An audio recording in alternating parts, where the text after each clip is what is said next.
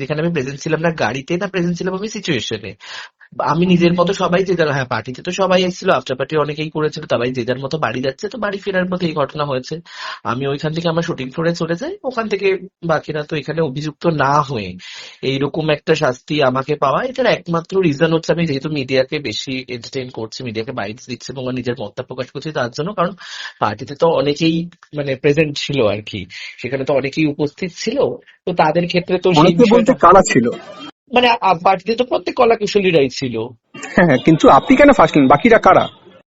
বাকি যেমন আরো আবার যাচ্ছে, আমার সাথে আরো দুই বন্ধু যারা প্লে করে তারা আছে, তো তারপরে হিরো ছিল, সবাই ছিল, ঠিক আছে। তো তারা, তাদের তো থেকে কিছু হয়নি, অবভিয়াসলি আমার থেকেই হয়েছে, কারণ আমি যেহেতু মিডিয়াকে বেশি এন্টারটেইন করছি সেই জন্য। তাহলে মানে হঠাৎ করে আপনার উপরে কেন কোপ পড়লো?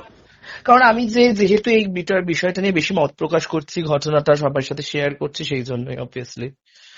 তো সেইটা চ্যানেল থেকে আমাদের বারণ করা হয়েছিল যে এই ধরনের মানে বেশি এন্টারটেইন করতে না মিডিয়াকে, তো সেই কি বারণ আমি বারণ করেছিল শুনিনি। আপনাকে? কি বলা হয়েছিল আপনাকে?